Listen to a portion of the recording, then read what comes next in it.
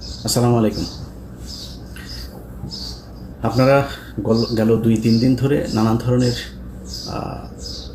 তথ্য, অপতথ্য, গুজব অনেক কিছুই শুনছেন। এসব শোনাশুনির ভেতরে আপনাদের অনেকের অনেক ধরনের মন্তব্য আসতে পারে যে আসলেই সেনাবাহিনী কী চাচ্ছে, সেনাবাহিনী কি আসলেই ক্ষমতা নিতে চাচ্ছে কিনা। দেখেন, প্রথম কথা হচ্ছে যে সেনাবাহিনী 5 তারিখে কোন পরিস্থিতিতে শেখ হাসিনাকে যেতে আপনারা এর আগে শুনেছেন, বুকে পাথর চাপা দিয়ে সেনাপ্রধান তার এটা করতে হয়েছে 5 তারিখের ঘটনাগুলো, এটা কিন্তু বাস্তব কথা।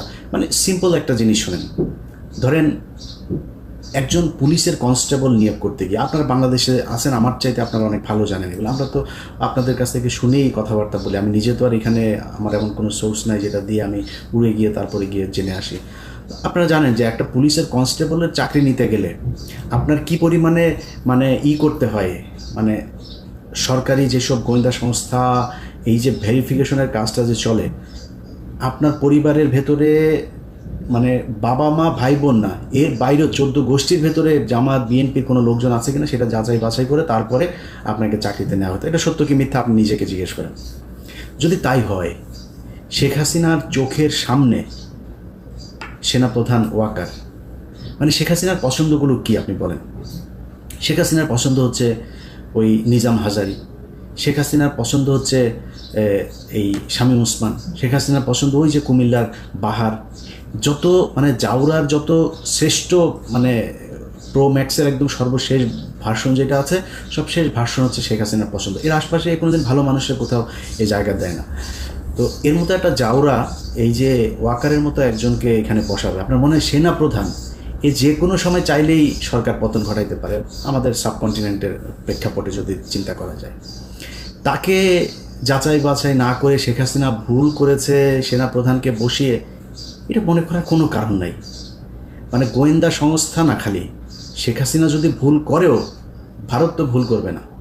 শেখ হাসিনার এই ধরনের পদগুলো, এই পদায়ন কারা করতো? ভারত থেকে করতো। এমপি মন্ত্রী কে কোথায় বসবে গুরুত্বপূর্ণ জায়গায়, পুলিশের বিভিন্ন শাখায়, সব ভারতের দেয়া। তো ভারত তার ব্যাপারে জানে না, না জেনেই তাকে এখানে বসিয়েছে। ওয়াকার মনে প্রাণে একজন আওয়ামী প্রেমী, যেটা সে আগে বলেছে, বুকে পাথর চাপা দিয়ে তারপরে তিনি 5 তারিখের এগুলো করেছেন, ওইটাই হচ্ছে বাস্তবতা। তো এই ব্যক্তির যদি আপনি কোনো চিন্তা ভাবনা ধারণা সব বাদ দিয়ে আপনি নিজে থেকে মানে একদম সায়েন্সের মতো যদি তাকে করতে চান, ল্যাবরেটরিতে যদি টেস্ট করতে চান, তো ল্যাবরেটরি টেস্টে আপনাকে প্রথম করতে হবে, এই যে হাসিনা 9 মাস ধরে অনেক বক্তব্য দেখেছেন, এ কিন্তু এর মানে মুখ কিন্তু যথেষ্ট মানে কি বলবো, যে ও কথা না বললে পারেন, ও কথাই কিন্তু এই যে এই পতন টতন যা কিছু হলো সব কিন্তু এর কথায়। এর মুখ থেকে গেল 9 মাসে আপনি আজ পর্যন্ত শুনেছেন ওয়াকার সম্পর্কে কোনো খারাপ কথা, ওয়াকারের বিরুদ্ধে কোনো অভিযোগ? গত 3 বছর ধরে ইউনূসকে নিয়ে শেখ হাসিনার এত কথা কেন, এত শত্রুতা কেন? কারণ হাসিনা জানতো যে ইউনূস কিছু একটা ভেতরে ভেতরে করছেন, বা পশ্চিমাদের যেই চিন্তা ভাবনা সেটা তিনি জানতেন, সেটা জেনেই কিন্তু তিনি এগুলো করেছেন। অতএব হাসিনার মুখ থেকে বের হয়ে যায়। আমি অনেক আগে একটা ভিডিওতে বলেছিলাম যে হাসিনার সামনে কি করবে, কি ঘটছে ভেতরে, এটা হাসিনার মুখ দিয়ে বের হয়ে যায়। হাসিনা এটা চুপ করে মুখে রাখতে পারে না। তো এতদিন ধরে ওয়াকারের বিরুদ্ধে হাসিনার কোনো অভিযোগ নাই, এর কারণ কি? আমি এর আগে আরেক ভিডিওতে বলেছিলাম যে শেখ হাসিনার সাথে ওয়াকারের ওয়াইফের ফোন দিয়ে সার্বক্ষণিক যোগাযোগ হয়, ওয়াকারের স্ত্রীর সাথে তার প্রতিদিন কয়েকবার কথা হয়, তারপরে ওয়াকারের সাথেও কথা হয়। তো এগুলোর যদি নাকি আপনি ওই যেটা বললাম ল্যাবরেটরিতে যদি নাকি আপনি টেস্ট করতে যান, আপনি দেখেন আওয়ামী লীগ যা যা চায় ওয়াকার তা ঠিকঠাক মতো করছে কিনা। 5 তারিখে শেখ হাসিনাকে ওয়াকারের প্রথম কাজ কী ছিল? তারে অ্যারেস্ট করা। সে তো খুনি, তারা অ্যারেস্ট করেছে? করে নাই। এই যে আয়নাঘর থেকে তো সাথে সাথে বের করে দেওয়া দরকার ছিল, লোকজনরা যাইতে দেয় নাই। প্রথমেই তো তার এটা উচিত ছিল যে কোথায় আছে। সে মনে করেন আয়নাঘরের এগুলো খালি জিয়াউল হাসান সব কিছু করেছে, আর কেউ সব ফেরেস্তা। এখন জিয়াউল হাসানকে বানানো হয়েছে হচ্ছে বলির পাঠা। জিয়াউল হাসান মানে যত কিছুই তার বিরুদ্ধে অভিযোগ আছে, আমি জানি না সেগুলোর কতটা সত্য মিথ্যা আমি জানি না, কিন্তু এই লোক ছিল হচ্ছে স্ট্রেট ফরওয়ার্ড লোক। যারা যা বলতো, যারা মেরে ফেলবো তার মেরে ফেলবো, এই টাইপের লোক সে একজন। এখন এদের সাথে তেল দিয়ে চলতে পারেনি, সব দোষ তার ঘাড়ে দিয়ে, সবাই ভালো মানুষ। এখন আপনি যে সেনাপ্রধান হিসেবে ক্ষমতা নিলেন, আপনি জানেন না কিছু, এই যে গুমটুম হয়েছে আয়নাঘর, কোনো কিছু জানেন না। তাহলে তো 5 তারিখের সন্ধ্যার ভেতরে সবাইকে ওইখান থেকে বের করে আপনার ক্যান্টনমেন্টের ভেতরেই তো ছিল এগুলো, আপনি করেন। এখন পর্যন্ত কি ক্যান্টনমেন্টের ওই আয়না ঘরে আপনার নিয়ে গিয়েছেন? গেলেন কোথায়? গেলেন হচ্ছে র্যাবের একটাতে, তাও সেইটার মানে রেনোভেশন করে তারপরে নানান ধরনের পরিবর্তন এনে তারপরে মানুষকে নিয়ে দেখালেন 6 মাস পরে। 650 মানুষকে আওয়ামী লীগের ক্যান্টনমেন্টে জায়গা দিল কে? তারা এখন কোথায়? কয়দিন পর পর দেখা যাচ্ছে এই ইন্ডিয়া চলে গিয়েছে, ও ওইখানে চলে গিয়েছে। কে পাঠাচ্ছে? সবশেষ হামিদ গিয়েছে। আপনার মনে হয় পুলিশের একজন এসপিকে সেটার জন্য দায়ী করা হচ্ছে? এমনকি এসবির যে প্রধান, তার দায় আছে, অবশ্যই তার দায় আছে। সে এসবির প্রধান, নো ডাউট যে সে কখনোই আওয়ামীপন্থী লোক না, সে আওয়ামী লীগের দ্বারা নির্যাতিত লোক, কোনো সমস্যা নেই, কিন্তু তিনি এই দায় এড়াইতে পারবেন না। বাট যদি সব কিছুর উপরেই করা হয়, এখানে 100% আর্মি জড়িত। আর্মিকে বাইপাস করে, আর যদি আরেকজন করতে চায় সেটাও ডক্টর ইউনূস, কিন্তু আর্মিকে বাইপাস করেন, তাদের সমর্থন নিয়ে তারপরে করতে হবে। সো এই ঘটনার সাথে আর্মি জড়িত। এখন পর্যন্ত ধারাবাহিকভাবে মমতাজকে ধানমন্ডি থেকে গ্রেপ্তার করা হয়। আচ্ছা আপনি বলেন এই দেশটা টিকবে কেমনে? আমারে বলেন। ধানমন্ডির মতো জায়গায় মমতাজ এতদিন ধরে পালায়া ছিল, তো এই দেশের পুলিশ করে কি? ডিজিএফআই করে কি? এনএসআই করে কি? গোয়েন্দা সংস্থা কি করে? আপনি এই দেশ কেমনে টিকাবেন? এই যদি হয় গোয়েন্দাদের অবস্থা, তাহলে আপনি এই মানে ভবিষ্যতে যে আরও বড় ধরনের কোনো ঘটনা ঘটবে না, সেটা আপনি সামলাবেন কেমনে? পারবেন না সামলাইতে। তারপরে কি করলো? হাসিনার বাড়ি ভাঙবে পোলাপান। ওটা তো বাকশালের আতুরঘর, ওইখানে বসে এই দেশের যত অপকর্ম সব হয়েছে। এই দুর্নীতি থেকে শুরু করে এই পর্যন্ত এই বাংলাদেশের যত অবক্ষয়, ভারতের যত যোগসাজশ, ভারতকে এই দেশে কাজ করতে দেওয়ার যত কিছু, সব ওই ঘরে বসে হয়েছে। ওইটার পাবলিক টয়লেট বানানো উচিত একদম, মানে লিটারালি। এটার এরকম না যে মানে মানুষ যায় এখন তো হিসু করে, এইভাবে না, বানাই দিতে হবে। পুরুষ মহিলার আলাদা করে মানে বাথরুম বানাইতে হবে, এবং লিখে দিতে হবে বাথরুমের ওইখানে সামনে বড় করে ব্যানার থাকতে হবে, একটু হেগে যান, এটা এই জায়গা হইতে হবে। প্রচণ্ড ঘৃণার একটা স্থান হওয়া দরকার। ওইটা মানুষ ভাঙতে চেয়েছে, জনগণ চেয়েছে, সেনাবাহিনী যায় বাধা দেয়। সেনাবাহিনীর কাজ কি? এদেরকেই করা নাকি? এদের আপনার বাধা দিতে যাইতে বললো কে? এরপরে বাংলাদেশে যত ধরনের 2 দিন পর পর এই যে আপনার, আমি টেলিভিশন পত্রিকার নাম ধরে বলছি না, ডিজিএফআই থেকে নোট দেওয়া হয়, এটা মাঝখানে বন্ধ ছিল, এই গত কয়েক মাস ধরে আবার শুরু হয়েছে। নোট দেওয়া হয়, এইভাবে নিউজ ছাপতে হবে, ছাপছেন। কীভাবে আপনার এই যে ধর্ষণ চারিদিকে চলছে, এই ধর্ষণগুলোকে আপনার মানে দেখে মনে হয় কি বাংলাদেশের জীবনে কোনোদিন ধর্ষণ হয় না, এমনভাবে এটাকে প্লেস করা হচ্ছে যে বাংলাদেশে ধর্ষণে ছেয়ে গিয়েছে। এই দেশে ধর্ষণের জন্য মানে যে কোনো সময় সরকার পতনের আন্দোলন হইতে হবে, এমন একটা পরিস্থিতি তৈরি করা হচ্ছে।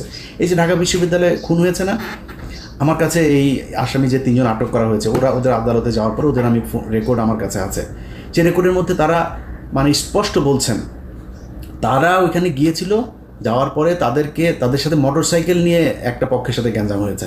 সেই আসল গ্যাঞ্জাম হচ্ছিল আরেক জায়গায়, তাদের সাথে গ্যাঞ্জাম হওয়ার এই মাঝখানে তাদেরকে ধরে ওই ঢাকা বিশ্ববিদ্যালয়ের কিছু স্টুডেন্ট তাদের সাথে বাকবিতণ্ডার এক পর্যায়ে আপনার মারধর করে। তাদেরকে পুলিশ আসার পর তারা বললো যে তোমরা হসপিটালে যাও। তারা হসপিটালে গিয়েছে চিকিৎসা আনতে, নিজে থেকে, পুলিশ নিয়ে যায়নি। একটু পরে পুলিশ ফোন দিয়েছে, আপনারা কোথায়? এইখানে। আচ্ছা ঠিক আছে, দাঁড়াও আমরা আসতেছি। কি তাদেরকে ধরে নিয়ে এসে খুনের আসামি তারা। এখন আসল ঘটনাটা তাহলে কারা ঘটাইলো, এটা তো তাহলে আমাদের বের করা উচিত। কেন বের হচ্ছে না? কেন ঘটছে এগুলোর সাথে গোয়েন্দা সংস্থা জড়িত। তাদের মূল টার্গেট হচ্ছে যেন তেনভাবে বুঝাইয়া দেওয়া যে ইউনূসের এই সরকার হচ্ছে প্রচণ্ড খারাপ একটা সরকার, এবং এদেরকে দিয়ে এই দেশে চলবে না। দিন যত যাচ্ছে তত বুঝাইতে চাচ্ছে যে আরেকটা কিছু দরকার। আরেকটা কি? সেটা হচ্ছে সেনাবাহিনী। আজ থেকে প্রায় 3 মাস আগে কনক সারোয়ার উনি ওনার একটা ভিডিও বানিয়েছিল, ওনারে ধুয়ে দিয়েছেন আমাকে অনেকে ফোন করেছে, ভাই কনক ভাই তো ওই সেনাবাহিনীকে উস্কাচ্ছে।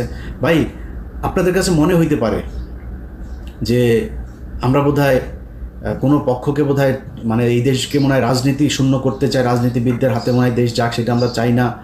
আমরা চাই হচ্ছে গিয়ে এই দেশের এই তৃতীয় পক্ষ শক্তি এসে তারপর এই দেশ নিয়ে নেক। এত কিছু মনে করার কিছু নাই ভাই। আপনি যদি মনে করেন যে আমরা বিক্রি হয়ে যাইতে পারি, এখনও কারোর অত টাকা হয় নাই যত টাকা আওয়ামী লীগের ছিল, বিক্রি হওয়ার সুযোগ ছিল। তো কুরবানির আগে যেহেতু হই নাই, কুরবানির পরে বিক্রি হওয়ার কোনো কিছু নাই, ওই দাম আগের দাম আর এখন পাওয়া যাবে না। সো এটা মনে করেন না, যদি কিছু বলে থাকি না, যেটা বলি সেটা আপনাদের ভালোর জন্য বলি। আপনারা শুধু একটা জিনিস মাথায় রেখেন, এই সেনাপ্রধান সুযোগ খুঁজছেন শুধু, কোনো না কোনোভাবে সেই করা, শুধু পারছেন না একমাত্র ইউনূসের ধাক্কার কারণে, ইউনূসের সাথে ওনারা সামলায় উঠতে পারছে না। বাট আপনাদেরকে এই বুদ্ধি কে দেয় আমি জানি না। আমি ভাই খুব ছোট মানুষ, খুব অল্প বুঝি। আমার বুঝে যেটা মনে হয়, অনেককে অনেকভাবে বোঝানো হয়েছে যে চুপ্পুকে সরাইলে নাকি দেশ নাকি কীভাবে নাকি কী হয়ে যাবে। আরে ভাই, আপনি হাসিনারে সরিয়ে দিয়েছেন প্রধানমন্ত্রী, তো আপনি মানেন না মানেন, সে তো ওই দেশে প্রধানমন্ত্রী হয়েই ছিল। এখন প্রধানমন্ত্রী যদি নাকি অবৈধ হয়, তার ওইটা যদি আপনি না মানেন, তো রাষ্ট্রপতি কোত্থেকে আসলো? ওই সংসদ থেকেই হয় নাই রাষ্ট্রপতিটা? ওই সংসদ আপনি মানেন না। আপনি এই যে ইশরাককে আপনি বানাইতে দিচ্ছেন না, অনেকেই ফতোয়া দিচ্ছেন যে ইশরাককে বানানো যাবে না। কেন? কারণ হচ্ছে ইশরাক ওইটা যদি দেয় তাহলে তো ইশরাককে আবার আমাদের ওই নির্বাচনটা মেনে নেওয়া হবে। আর ভাই, ইশরাককে নির্বাচন আপনার ওইটা দিতে বলছে কে? ইশরাককে তো মানুষ নামই দিয়েছে জনতার মেয়র, ও এমনিতে যায় বসবে। ওরা আপনার ওই নির্বাচনের হিসাবে দেওয়ার দরকার। অনেক জায়গায় বসাচ্ছেন না লোকজন, আপনি রিটায়ার্ড পুলিশের লোককে আইনে পুলিশের আইজিপি বানাচ্ছেন, কমিশনার বানাচ্ছেন। আর ইশরাকের মতো একজন মানুষকে, আপনি এত জনপ্রিয় একজন মানুষকে আপনি দিচ্ছেন না, আপনার সিটি কর্পোরেশনের মেয়র হইতে দিচ্ছেন না। তো এইসব মানে বানায় নিজেদের ভেতরেই করে। বিএনপি জামাতের ভিতরে বিশাল ফাটল। ভাই, আপনি কি মনে করেন যে এই দেশে যদি নাকি ইন্ডিয়া আবার এই দেশের দখল নেয়, কন্ট্রোল নেয়, আপনার মনে হয় বিএনপি বা জামাত কাউকে মানে ছেড়ে দিবে? এটা বিএনপির, ওরা কিছু বলিস না আমাদের লোক, এটা বলবে যে জামাত আমাদের খুব করেছে, আমাদের মাফ করে দিয়েছে, জামাতের ওদের কিছু বলিস না। মনে হয় আপনাদের ভিতরে সুকৌশলে এবং সোশ্যাল মিডিয়াতে, আমি গতকালকে আমার ফেসবুকে একটা পোস্ট করেছে, এই যে নিজুম মজুমদার, যে হারপিক মজুমদার আছে, এই হারপিক মিলে ওদের তো ধরেন সারাদিন কোনো কাজ নেই এখন, ওদের খালি অপেক্ষায় থাকে যে এটা আমরাও ছিলাম এক সময়, যে কখন হাসিনার পতন হবে। ওদের কাজ হচ্ছে ওইটা। বাট আমাদের সাথে যেই জনসমর্থনটা ছিল, ওদের সাথে সেই সমর্থনটা নাই। পার্থক্য শুধু এই জায়গাটাতে। ওরা করছে কি, বিএনপির নামে আইডি খুলছে, অমুক উপজেলা যুবদল, অমুক জেলা ছাত্রদল, এভাবে খোলা বিএনপির আবার শিবিরের নামেও খুলছে একইভাবে। বিএনপিকে দিয়ে বলাচ্ছে শিবিরকে, জামাতকে, আবার জামাতকে দিয়ে খালেদা জিয়াকে নিয়েও খুব বিশ্রী ভাষায় কথাবার্তা বলাচ্ছে। বিএনপির লোকজন খেপছে। এই যে দুই পক্ষের মধ্যে মুখোমুখি দাঁড় করিয়ে দেওয়া হয়েছে, দাঁড় করিয়ে দিয়ে বোঝানো হচ্ছে যে তোমাদের জন্য বিএনপির চাইতে আওয়ামী লীগ বেটার একটা প্রতিপক্ষ। আবার বিএনপিকেও বোঝানো হচ্ছে যে তোমাদের জন্য জামাতের চাইতে আওয়ামী লীগ অনেক ভালো, বেটার প্রতিপক্ষ। কারণ জামাত আসলে জামাতের অনেক বেশি জনপ্রিয়তা লাভ করবে, তাদের কাছ থেকে তোমরা কখনো ভোটে জিততে পারবে না। এই যে জিনিসগুলো বুঝায়া যা করা হচ্ছে, সব গোয়েন্দা সংস্থার খেলা। এবং এই গোয়েন্দা সংস্থার কন্ট্রোল হচ্ছে কোত্থেকে? ভারত থেকে। তো যে বিষয়টা নিয়ে ভিডিওটা আজকে করতে এসেছি ভাই, সিম্পল, শুধু নিজে হিসাব মিলান। বিডিআর হত্যাকাণ্ড এই দেশের প্রধান, এই বাংলাদেশকে 15 বছর যে আপনার কন্ট্রোল করলো ভারত, সেটার প্রধান দরজা ছিল হচ্ছে পিলখানা হত্যাকাণ্ড। এই পিলখানা হত্যাকাণ্ডের বিচার কে হইতে দিচ্ছে না? সেনাপ্রধান হইতে দিচ্ছে না। প্রথম আলো, এই দেশের জঙ্গি নাটকের মূল হোতা, সেই প্রথম আলোর সামনে লোকজন গেল জিয়াফত করতে, ওর অফিস ভাঙতেও জানে, কারোর ধাক্কাও নেই, অফিসে গায়েও হাত দেয়নি। আর্মি সরাসরি চলে গেল, পুলিশের আগে আর্মি সেখানে যায় লোকজনে মারলো। একটা ছেলেকে প্রথম আলোর নিচে নিয়ে সেনাবাহিনীর পোশাক পরা লোকজন সেখানে তাকে মারলো। এইসব ঘটনাগুলো কি আপনারা ফালাইতে পারেন না কিছু? আপনারা দেশে এই রাজনীতি মারাইতে আসছেন। আর বেটা যা, ওই পার্বত্য চট্টগ্রামে যা, পার্বত্য চট্টগ্রাম নাই হয়ে গিয়েছে। পার্বত্য চট্টগ্রামে বাংলাদেশের কোনো দখল নাই। আমার লাস্ট হাসিনুর ভাই আমার ইয়েতে আসছিলেন, উনি যা বললেন আমি অবাক হয়ে গেলাম, আমি নিজেও জানতাম না। সন্ধ্যার পরে আপনি নিরাপত্তা চৌকি উঠায় নিতে হয় সেনাবাহিনীর। সমস্যা তো হয়ই সন্ধ্যার পরে, কাজ অপকর্ম যা হয়, চোরা কারবারি থেকে শুরু করে যত ধরনের জঙ্গিদের হয়, এগুলি তো ওই পার্বত্য চট্টগ্রামের যে জঙ্গি, যেগুলো ভারতীয় জঙ্গি আছে, এগুলো সব রাতেই করবে, রাতে উঠায় নিতে হয় তাদের। ওইখানে আপনি যাদের যেসব করতে হইতো, মানে অবদান রাখতো, যারা কিনা খুব এই বাহিনীতে খুব সুনামের সাথে কাজ করতো, তাদেরকে কিছু অ্যাওয়ার্ড দেওয়া হতো, সেগুলো বন্ধ করে দিয়েছেন। আর্মিকে দিয়ে ভাত খাওয়াচ্ছেন, আপনার ক্যাম্প প্রত্যাহার করে নিচ্ছেন। আপনি ওইখানে যান, আপনার ওইখানে কাজ, আপনি এনে বসে এই দলের ওই দলের গুতাগুতি, আপনার এগুলি করা লাগে কেন? এগুলি করবেন করে তারপরে নিজের বিশাল আকারে নায়ক বানাবেন। আমি একদম ঠিক জেনারেল আজিজের প্রতিচ্ছবি আপনার ভেতরে দেখছি। জেনারেল আজিজ যেভাবে পচেছে, আপনি ঠিক একইভাবে পচবেন। আপনি ডিজিএফআইরে দিয়ে লেখায়া বিভিন্ন গণমাধ্যমে আপনি লেখাচ্ছেন, এটা কইরা আপনি নিজের করতে পারবেন না। আমরা এখনও বেঁচে আছি ভাই, আমাদেরকে কিনতে পারবেন না। ডিজিএফআই ওই টাকা পয়সা দিয়া, ওই যে কি বলে ওর নাম কি, ডাক্তার জাহিদ টাহিদ, আরও কিছু ইউটিউবারে আপনারা কিনছেন। মাসে মাসে পে করেন, অন পেমেন্টে এদেরকে দিয়ে আপনারা নিজেদের পারপাস সার্ভ করেন। এগুলি দিয়ে আমাদের কাউন্টার দেওয়া যাবে না ভাই। বাংলাদেশের পুরো টেলিভিশন পত্রিকা মিলে আমাদের কাউন্টার দিতে পারেন। আপনি এই ডাক্তার জাহিদ মাহিদ এগুলি 2 টাকার আপনাদের এই পোশাক কুকুর এগুলি দিয়ে আপনারা আমাদের কাছে আসছেন করতে, এটা দিয়ে হবে? অতএব আমি আর্মিকে বলবো, ভাই আপনাদের সোজা হইতে হবে, শেখ হাসিনার কথা ভুলে যাইতে হবে, আওয়ামী লীগের কথা ভুলে যাইতে হবে, ভারতের কথা ভুলে যেতে হবে। তাদেরকে এই দেশে আবার ফের পুনর্বাসিত করবেন, এই চিন্তা, এই স্বপ্ন আপনার মন থেকে সরায় ফেলতে হবে। বিডিআরের বিচার করতে হবে, তদন্ত করতে হবে, যারা আছে তাদেরকে ছাড়তে হবে এবং এদের যথাযথ ক্ষতিপূরণ দিতে হবে। এই যে পরিবারগুলোকে ধ্বংস করা হয়েছে এগুলোর ক্ষতিপূরণ দিতে হবে। সেনাবাহিনীর যারা যারা এর সাথে জড়িত ছিল তাদের সবাইকে গ্রেপ্তার করতে হবে। ওই ঘরবন্দি, নজরবন্দি, ক্যান্টনমেন্টের ভেতরে আপনাদের আলাদা সেলের মধ্যে রাখা এইসব ধনফন বুঝায় পাবলিকের লাভ নাই। এদেরকে গ্রেপ্তার করতে হবে এবং সাধারণ আইনে গ্রেপ্তার দেখাইতে হবে, বিচারের মুখোমুখি করাইতে হবে। আপনারা এখান থেকে বের হইতে পারবেন। আমি অন্তত বেঁচে থাকা অবস্থায় আপনি বিডিআরের এটারে নিয়ে মানুষের যা তা বুঝায় তারপরে আপনি বেঁচে যাবেন, ভারতকে বাঁচাবেন, আওয়ামী লীগকে বাঁচাবেন, আর্মির এইসব কালপিটদের বাঁচাবেন, এটা সম্ভব না। এটা এদেশে হইতে দেওয়া হবে না। সো আপনাদেরকে সিদ্ধান্ত নিতে হবে, আপনারা কি জনগণের বন্ধু হবেন নাকি আওয়ামী লীগের করে তারপরে 2 দিন পর ঘুচুমুচু করবেন এই শাসনের জন্য বাংলাদেশে। আপনার পিছনে জুনিয়র অফিসার যারা আছে তারা এখন খুব অ্যালার্ট। আপনার এই ভেতরের লোকজনই আছে যারা কিনা ওই জায়গায় আর যাইতে চায় না। আর যদি মনে করেন কিছু লোকজন নিয়ে আপনি একটা সিদ্ধান্ত নিয়ে নেবেন, এই দেশের মানুষ ওই জায়গাতে নাই এখন। আপনি খেলার মধ্যে ক্রিকেট খেলায় দেখেন না, একটা পর্যায়ে যায় একটা দল এমন জায়গায় যায় ওখান থেকে আর উঠতে পারে না। আপনাদের অবস্থা এখন তাই, এখান থেকে ধাপ করে উঠতে পারবেন না। আপনার রান দরকার 3 রান, হাতে আছে 7 উইকেট, এদিকে ওভার আছে আরও 27 ওভার। এখান থেকে আপনি ম্যাচ জিতে আনতে পারবেন আবার ফের ঘুরে, ওটা সম্ভব না। অতএব আপনাদের সিদ্ধান্ত নিতে হবে এটা। আর আমি খুব বিনয়ের সাথে বাংলাদেশের বিএনপি এবং জামায়াত আপনাদের কাছে বলতে চাই, বা ছাত্রদেরকেও বলতে চাই, ভাই আপনাদের ছাত্রদের সাথে খুব খারাপ একটা সম্পর্ক হয়েছিল, নতুন করে তাদের সাথে আমার সম্পর্কটা আবার আমি নিজেই তাদের সাথে শিথিল করেছি, সুন্দর করেছি। অতএব এই সম্পর্কটা তাদের সাথে রাখতে চাই। আপনাদের কাছে অনুরোধ একটা, তাদেরকে আমি এটাই বলেছি যে ভাই এই প্রথম আলো, ডেইলি স্টার, এই ইন্ডিয়া, আওয়ামী লীগ এইসব ফাঁদে পা দেওয়া যাবে না। আমার নিয়ে গালাগালি করেন, আমি কিচ্ছু বলবো না, কিন্তু যখন আপনারা দেখবেন আমি প্রথম আলোতে গিয়েছেন তখন ভাই আমার রক্ত এগুলি টকবক করে ফুটতে থাকে, আমি নিজেরা কন্ট্রোল করতে পারবো না তখন। সো এটা তাদেরকে বলা আছে। ছাত্রদেরকেও বলি, ভাই আমারে কারোর ক্ষমতার ভাগ দেওয়ার দরকার না। আমি কারোর কাছে কোনো চেয়ার চাই না, কোনো পদও চাই না, কিছুই চাই না, 1 টাকাও চাই না। যেখানে ছিলাম ওইখানেই আছি, এইখানেই থাকবো। আল্লাহ যেন সারা জীবন ওই জায়গাতে রাখে। আল্লাহর কসম করে বললাম ভাই, এই ভিডিওটা যখন রেকর্ড করছি তার কয়েক মিনিট পরে মাগরিবের নামাজ, এই সন্ধ্যার সময় সবার সামনে আল্লাহর কসম করে বললাম, মৃত্যুর 8 দিন পর্যন্ত এই জায়গাতেই থাকবো ইনশাআল্লাহ। এই দেশের সার্বভৌমত্ব রক্ষায় আমার অনেক ভুল থাকতে পারে, কিন্তু নিজের জানতে আমি আমার নিজের সজ্ঞানে কোনো দিন এই দেশের বিরুদ্ধে অবস্থান নেব না, এটা মনে রাখেন।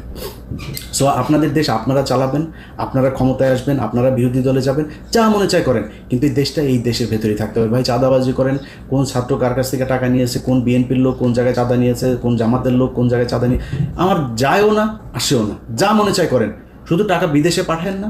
আর ওই এদের সাথে হাত মেলানো যাবে না। এদের সাথে যে হাত মেলাবেন তারে আমি যখন যেভাবে আগেও বলেছি এখনও, যখন যেভাবে তাকে ন্যাংটা করার সুযোগ পাবো আমি কিন্তু ন্যাংটা করে দেবো। তো ওই জায়গাটা ঠিক রাখেন। আর আপনাদের কাছে সবচেয়ে বড় অনুরোধ সেটা হচ্ছে যে আপনারা তো ক্ষমতা চান, তাই না? ক্ষমতা চাইতে হইলে আপনারা যেটা মনে করছেন যে আমরা মনে হয় তৃতীয় কোনো পক্ষকে সুযোগ সুবিধা, না ভাই, আপনার মাথায় রাখতে হবে তারেক রহমান এখনও পর্যন্ত দেশে ফেরে নাই।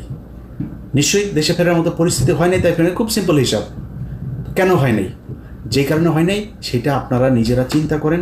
কারা কারা এখনও পর্যন্ত সেই সরকারের এই কি বলে এই আওয়ামী লীগ সরকারের লেসপেন্সার যারা এখনও পর্যন্ত আছে তাদেরকে সরানোর ব্যবস্থা করেন। প্রথম আলো, ডেইলি স্টার সহ এই যে সন্তোষ শর্মা টর্মা এই যারা যেগুলো আছে এগুলোর ব্যাপারে চোখ কান খোলা রাখেন। ভাই এখনও পর্যন্ত নিজেদের মধ্যে এই দ্বন্দ্ব করার সময় এখনও আসেনি। এখানে যদি ভারতকে যদি আবার আপনি সুযোগ দেন, ভারত হাসিনা আসতে পারবে না হয়তো, কিন্তু ভারত ওই আওয়ামী লীগের মতোই আরেকটা শক্তিকে এখানে দাঁড় করাবে। সো সেটা যদি হয় আপনার মাথায় রাখতে হবে। আপনাদের বিএনপি করেন যারা, আপনাদেরকে ভাই পরীক্ষা নেওয়ার কিছু নাই। আপনারা এই গেল 15 বছরে যারা কিনা এখন নতুন করে আবার বিএনপিতে যোগ দিচ্ছেন তারা না, এই গত 15 বছর যারা বিএনপি করেছেন, সে ভালো খারাপ যা মনে চায় সে অন্তত এইটা প্রমাণ করেছেন যে আপনি ভাই দেশপ্রেমিক এবং ভারতের ব্যাপারে আপনি কোনো ছাড় দেন নাই। কিছু তো আছেই, বিএনপি জামাতের মধ্যে কিছু আছে যারা কিনা ভেতরে ভেতরে তাদের সাথে যুক্ত ছিল, আমি তাদের কথা বলছি, কিন্তু বাংলাদেশের সংখ্যাগরিষ্ঠ বিএনপি জামাত পরীক্ষা দিয়ে এসছেন আপনারা। আপনাদের এই দেশের অনেক অবদান, আপনাদেরকে তুচ্ছ তাচ্ছিল্য করে আপনাদের বিরুদ্ধে কথা বলার ওই শক্তি সাহস কোনোটাই আমার নাই। আপনাদের কাছে খালি অনুরোধ ভাই, আল্লাহর ওয়াস্তে আওয়ামী লীগ এবং ভারত এই দুইটার ব্যাপারে আপনাদের সজাগ থাকতে হবে। আমার ব্যাপারে, আমাদের ব্যাপারে আপনাদের কোনো টেনশন করার দরকার নেই যে আমরা মনে হয় উস্কাচ্ছি কাউকে বা কোনো কিছু, এরকম কোনো কিছু না। এইখানে সেনাপ্রধান চাচ্ছে সে একটা সেনা শাসনের দিকে নিয়ে যাইতে, তার একটা বলয় তৈরি করতে, বিভিন্ন জায়গায় তার প্রভাব বিস্তার করতে। এটার ব্যাপারে আপনাদেরকে সজাগ থাকতে হবে। সেনাবাহিনীর কোনো ফাঁদে কেউ পা দেবেন না। সেনাবাহিনী যদি নাকি কোনো নোট দেয়, কোনো কিছু দেয়, আমি নিজেও এখন এই ব্যাপারে খুবই অ্যালার্ট। কোনো কিছু কেউ দিলেই আমি সেটা সেনাবাহিনীর পক্ষে বিপক্ষে কারোর এটা বলার ব্যাপারে আমি খুব চেক করে তারপরে করি। আপনারা সেটার ব্যাপারে সজাগ থাকবেন। আরেকটা জিনিস, যারা কিনা এখন উদীয়মান নেতা আছেন, আমাদের দেশের বুড়াগুলোর কাম শেষ, এগুলোর সবগুলোর ভিডিও টিডিও ওদের হাতে আছে, এরা নড়চড় করতে পারবে না। উদীয়মান নেতা যারা আছেন ভাই, সরাসরি বলি, কেউ কিছু মনে করেন না। গার্লফ্রেন্ড আছে, মেয়ে মানুষের সাথে হোটেলে যান, যেখানে যান যাই করেন, আমি ধর্ম ব্যবসা করতে আসি নাই ভাই, এটা করেন না। প্রথম কথা হয়েছে এটা করেন না। যদি করেন খুব সাবধানে, কার সাথে কথা বলেন সেগুলি খুব সাবধানে, কার কাছ থেকে টাকা নিচ্ছেন খুব সাবধানে, খুব হিসাব করে এগুলো করেন। কারণ আপনার এইটা দিয়ে আপনাকে বাধ্য করা হবে একটা কাজ করতে। আপনার যখন একটা ভিডিও থাকবে, আপনার যখন একটা অডিও থাকবে, আপনার টাকা লেনদেনের কোনো একটা ডকুমেন্টস থাকবে, তখন আপনাকে দিয়ে যে কোনো কাজ করাইতে তাদের সুবিধা হবে যে তোমার এটা ছাড়া দেবো, তাতে এটা করো। সো ওই সুযোগটা আপনারা দিয়েন। আমাদের উপরের যারা আছে সিনিয়র নেতা শেষ, সবার জীবন শেষ। এগুলো ইন্ডিয়ার কাছে ধরা, প্রথম আলোর কাছে ধরা। প্রথম আলোর যে এই যে মেরিল প্রথম আলো আছে না, এই যে নর্তকীদের এনে যে দেওয়া হয়, এই নর্তকীদের দিয়ে তারপরে টানা হয়, বড়শি দিয়ে তারপরে মাছ টানা হয়, টেনে এনে তারপরে বসির মধ্যে করে এগুলো দিয়ে সারা জীবন শিকার করা হয় চারিদিকে। সো এই নায়ক নায়িকা, গায়ক গায়িকা, সুন্দরী মডেল, তারপরে হঠাৎ করে বাসের মধ্যে পরিচয়, সিএনজিতে পরিচয়, ফোন করে ভাইয়া আপনার কাছে দেখেছিলাম, এসব থেকে খুব সাবধানে।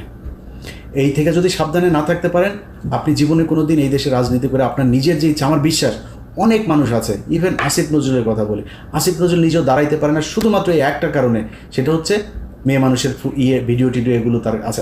আমার বিশ্বাস যে আসিফ নজরুল এমন একটা মানুষ, সে কিন্তু সম্মান চায়, সম্মানিত হইতে সুন্দর করে কথা বলেন, তিনি পারেন না, ওই একটাই কারণ। অতএব উদীয়মান যারা আছেন তারা খুব সাবধানে। সামনের সময়গুলো ভাই খুব ক্রিটিক্যাল।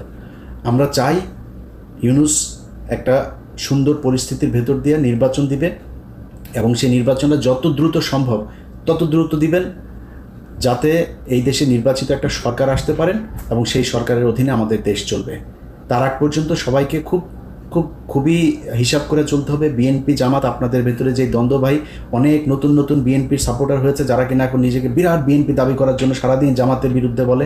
জামাতের কিছু পক্ষের লোকজন এসে যারা সারাদিন, আমি ভাই জামাতের নেতা তারেক রহমান, শফিকুর রহমান, সবাই নিয়ে যা মনে চায় বলবো, আমার যদি কোনো কিছু বলতে ইচ্ছা করে আমি বলবো, কিন্তু এইটা মনে রাখেন আমি আওয়ামী বিরোধী ভাই, আমি ইন্ডিয়া বিরোধী, এইটা মাথায় রেখেন। যদি আপনাদের বিরুদ্ধে কিছু বলি, শুধু ওই জায়গায় আমাকে আঘাত করলে, প্রথম আলো, ডেইলি স্টার, সন্তোষ, ইন্ডিয়া এগুলোর ব্যাপারে যদি আঘাত করেন, আমি আপনার বিরুদ্ধে বলবো, এর বাইরে আমি বলবো না। কিন্তু নতুন গজিয়ে ওঠা কিছু বিএনপি জামায়াতের সাপোর্টার হয়েছে, তাদের দেখানো রাস্তায় নিজেদের মধ্যে গুতাগুতি বন্ধ করেন, গুতাগুতি করেন। এই দেশে বিএনপি ক্ষমতায় আসবে, জামাত বিরোধী দল হবে, এনসিপি বিরোধী দল হবে, এনসিপি ক্ষমতায় আসবে, জামাত বিএনপি বিরোধী দল হবে, কোনো সমস্যা নেই, দেশ চালান আপনারা এইভাবে। আপনারা মন্ত্রী হন, এমপি হন, যা মনে চায় হন, আমাদের কোনো যায় আসবে না। কিন্তু নিজেদের ভেতরে ঠিক রাখেন, আওয়ামী লীগ ইন্ডিয়ার ব্যাপারে একদম সুস্পষ্ট একটা অবস্থান রাখেন। ওই জায়গাটা ঠিক না রাখতে পারলে সামনের পরিস্থিতি কোন দিকে যায় সেটা বলা খুব মুশকিল। যাই হোক, ভিডিও অনেক লম্বা হয়ে গেল। যারা শেষ পর্যন্ত শুনেছেন, আরও একবার আপনাদেরকে ধন্যবাদ জানাচ্ছি। আশা করছি আমি যেটা বলতে চেয়েছি সেটা আপনারা বুঝতে পেরেছেন। আল্লাহ হাফেজ।